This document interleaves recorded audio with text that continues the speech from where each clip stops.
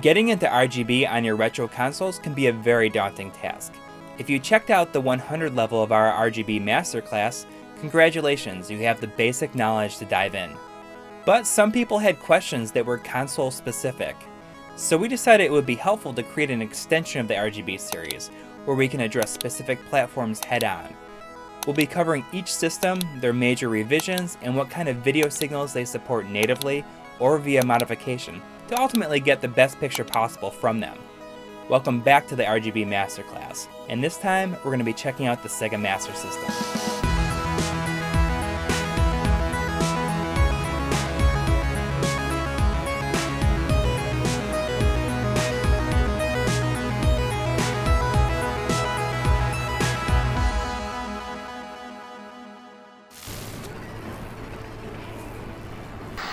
Sega released the Mark III in Japan in 1985, and then brought it to the US in 1986 as the Master System.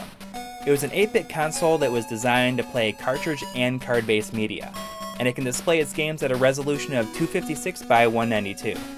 The SMS can produce up to 32 colors on screen from a palette of 64. There were two major versions of the Master System released in the US. The first model, the Master System Power Base, is the one that's most commonly seen.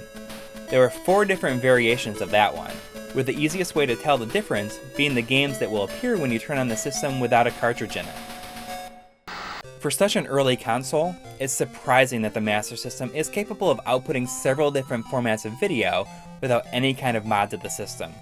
In the 1980s and early 90s, the most common sound and video output was via the use of a connector called an RF modulator. If you had a console before the PlayStation 1, there's a good chance it was hooked up using one of these. An RF signal, which stands for radio frequency, outputs through a port on the back of the system that actually kind of looks like an RCA jack.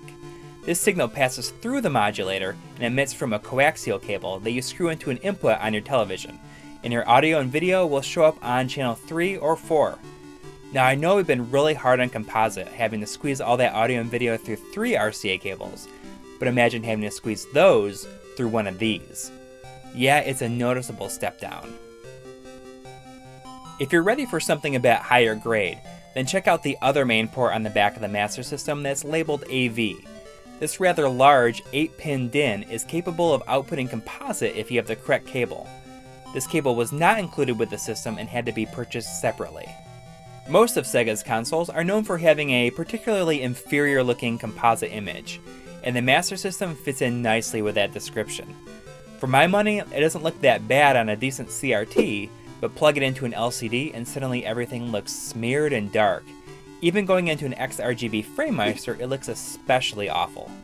Thankfully, your options don't stop there, because out of that same port, if you have a SCART or JP21 cable, you can get RGB directly without any need for modification to the hardware. While Sega systems have a fairly bad looking composite image, they're generally known for having the absolute best RGB quality in the business. The Master System delivers on this standard with flying colors, and it simply looks fantastic. As you can see here, the C-Sync RGB image looks razor sharp. If you're looking for a nice bump up from composite, but don't have any way to take advantage of RGB, well, the Master System's RGB signal can be modulated into a slightly substandard S-video signal. But it is, regardless, a step up from composite. One thing to consider, if you're planning on using some of the Master System's unique peripherals like the light phaser or the 3D Sega Scope glasses, these will not work at all on an LCD television, due to the way that they use a CRT television's electron beam to sync with the TV. Now, let's check out some examples of the Master System's composite versus RGB when upscaled via the XRGB Framemeister.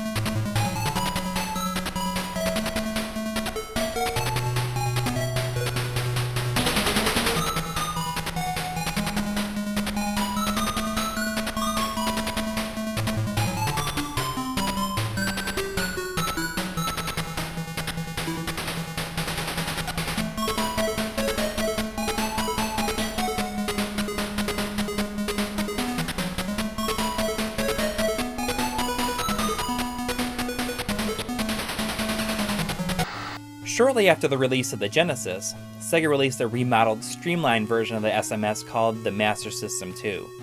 And when I say streamlined, I really mean it. Major features were removed to fit into a more compact package that might not have made a difference then, but they certainly do today. For our purposes, the biggest change comes in the form of the complete removal of the AV output, leaving us with only a dismal RF signal. Fortunately, with some heavy modifications, you can get composite, S-video, and RGB out of it, so not all is lost. It's just going to take significantly more work. Another option is on a Sega Genesis using a power-based converter add-on. This peripheral is a superior option to the Master System 2 in that it supports the Sega card games and the 3D glasses. The Genesis actually contains the Master System's hardware in its own hardware, so you can expect an accurate backwards compatibility experience. In some ways, it's even superior to the original hardware. The colors are much brighter and vivid. I wasn't expecting that. What's interesting is that the first version of the Genesis actually uses the same cables as the Master System. So, there you go. That's all you need to know about getting the best possible video out of your Sega Master System. Thankfully, it's one of the easier systems to get into when it comes to RGB. I'd absolutely go with the first version of the console if you're looking to get the most out of the system visually. And you don't even have to mod it.